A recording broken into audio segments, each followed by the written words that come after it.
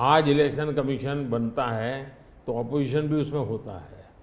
पहले तो प्रधानमंत्री एक फाइल पे साइन करके इलेक्शन कमीशन बना देता था। एक कहावत है, नाच न जाने आंगन टेढ़ा, और इसलिए कभी ईवीएम का बहाना निकालेंगे। कितने ऑपोजिशन लीडर जेल में हैं?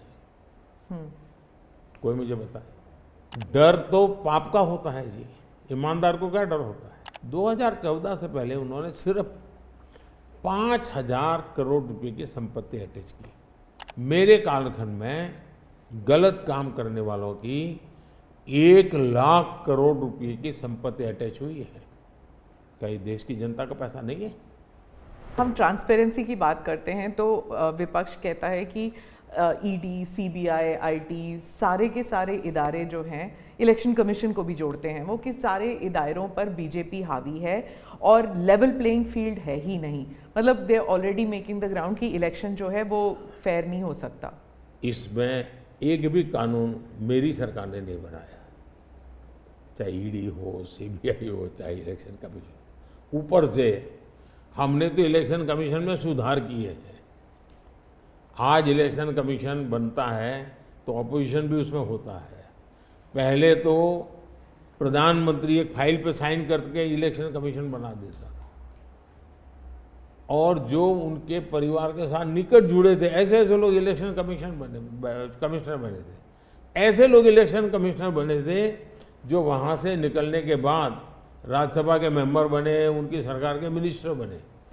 ऐसे इलेक्शन कमिश्नर बने थे जो कांग्रेस के बाद में कैंडिडेट बने, और इसलिए हम उस लेवल पे प्ले नहीं कर सकते। तो हमारा लेवल प्ले फील्ड हो ही नहीं सकता, हम ऐसे बन ही नहीं सकते। हम अच्छे रास्ते पर जाना चाहते हैं, हम उस रास्ते पर जाना नहीं चाहते। दूसरी बात है, आखिर ईडी सीबीआई कैसे बनी? ईडी वगैरह का आप देखेंगे या इलेक्शन कमीशन का अपने एक कहावत है, नाच न जाने आंगन टेढ़ा, और इसलिए कभी ईवीएम का बहाना निकालेंगे, कभी। मूलतः पराजय के लिए वो कुछ रीजनिंग अभी से सेट करने में लगे हैं ताकि पराजय उनके खाते में न चढ़ जाए। वो कह रहे हैं लड़े कैसे आप? या तो ऑपोजिशन लीडर्स को जेल में डाल रहे हैं, या फिर अगर वो आपकी पार्टी में आ गए तो सारे पाप धुल गए। कितने ऑपोजिशन लीडर जेल में हैं? कोई मुझे बताए। और क्या यही ऑपोजिशन लीडर उनके सरकार चलाते थे? या जेल का डर है? हाँ? डर तो पाप का होता है जी, ईमानदार को क्या डर होता है। मेरे यहाँ भी तो उन्होंने मेरे होम मिनिस्टर सबको जेल में डाल दिया था। दूसरा, ईडी की बात करते हैं। आप गुजरात के बारे में कह रहे हैं जब आप मुख्यमंत्री? हाँ, मैं मुख्यमंत्री था।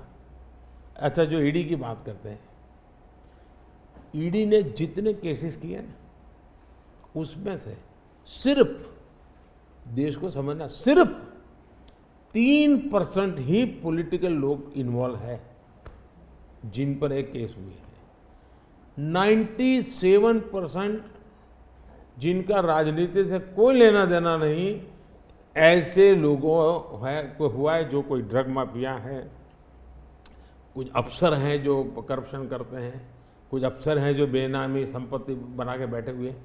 97% केस उन पर हुए हैं, जेलों में वो लोग गए हैं। अच्छा, मजा देखिए, ईडी एक स्वतंत्र संस्था को काम कर देना चाहिए, नहीं करने देना चाहिए? बनाई क्यों भाई? 2014 से पहले ये संपत्ति अटैच करने का ईडी को अधिकार है। 2014 से पहले उन्होंने सिर्फ 5,000 करोड़ रुपए की संपत्ति अटैच की। कौन रोकता था ईडी को भाई? और किसके लाभ में कहता था? मेरे कालखंड में गलत काम करने वालों की 1 लाख करोड़ रुपए की संपत्ति अटैच हुई है। क्या ये देश की जनता का पैसा नहीं है? दूसरा आंकड़ा तो आप और हैरान हो जाओगे। 2014 पहले इसी ईडी ने देश में से 34 लाख रुपए, 34 लाख रुपया कैश जब्त किया था। मतलब कि स्कूल बैग में आ जाए इतना पैसा, स्कूल बैग में आ जाए। पिछले 10 साल में हमने 2200 करोड़ रुपया कैश जब्त किया है, 2200 करोड़ रुपया कैश जब्त किया है। कहाँ 34 लाख, कहाँ 2200 करोड़, 34 लाख रुपया एक बैग में आ जाता है, 2200 करोड़ रुपया शिफ्ट करना है तो वो हाथी का छोटा सा ट्रक आता है ना, 70 ट्रक लगेंगे तब जाकर के इतना रुपया हमने ईडी ने हमारे यहाँ हमारे कालखंड में। इसका मतलब ये है कि ईडी सही काम कर रही है, कैश पकड़ा है, लोग पकड़े नहीं, कैश भी पकड़ा है। और मेरा ये कमिटमेंट है जी, मैं ये कन्विंस हूं कि भ्रष्टाचार ने देश को तबाह करके रखा है।